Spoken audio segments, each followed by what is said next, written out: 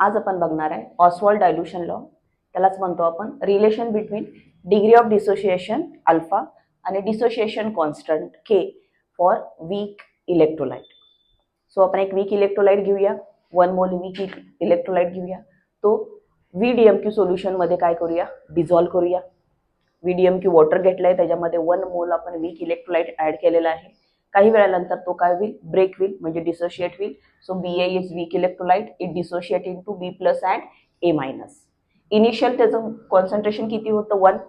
स्टार्टिंगला B plus 0 होते, A minus सुद्धा काय होते, 0. आफ्टर सम टाइम ते डिसोशिएट होतील, म्हणजे ब्रेक होतील. समजा अल्फा क्वांटिटीमध्ये डिझॉल्व झालेले आहेत. सो B प्लस अल्फा असतील, A मायनस सुद्धा अल्फा असतील. सो BA किती रिमेन राहील, 1 मायनस अल्फा. कॉन्सन्ट्रेशन काढायचं म्हटलं तर डिवाइड बाय काय करायला लागेल आपल्याला, व्हॉल्यूम. सो सॉल्ट सोल्युशन किती येईल, 1 मायनस अल्फा अपॉन व्ही, आणि आयनचं concentration alpha upon V.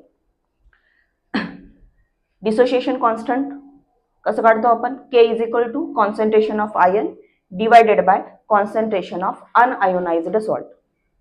आयनचं concentration mention केले अल्फा बाय व्ही, सॉल्टचं concentration 1 minus alpha upon V mention केले. इकडं खाली व्ही आहे, वर व्ही आहे, कॅन्सल होईल. काय मिळालं आपल्याला equation, K is equal to alpha square upon V ब्रॅकेटमध्ये 1 मायनस अल्फा.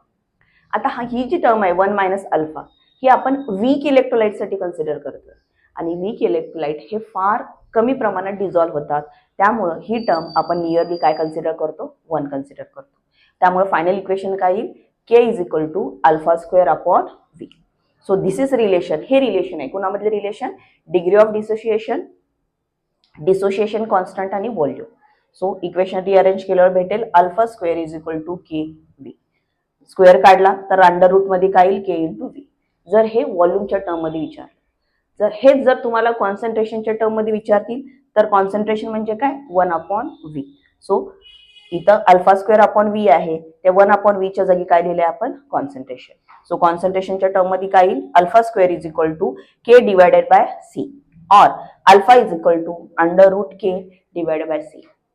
जर तुम्हाला वीक ऍसिडसाठी विचारले असतील तर वीक बेससाठी विचारलं असेल तर सेम डेरिव्हेशन असेल, फक्त चेंज काय येईल, इन्स्टेड ऑफ के वीक ऍसिडसाठी आपण काय मेन्शन करूया, K A dissociation constant for weak acid, आणि बेससाठी मेन्शन करूया K B dissociation constant for weak base.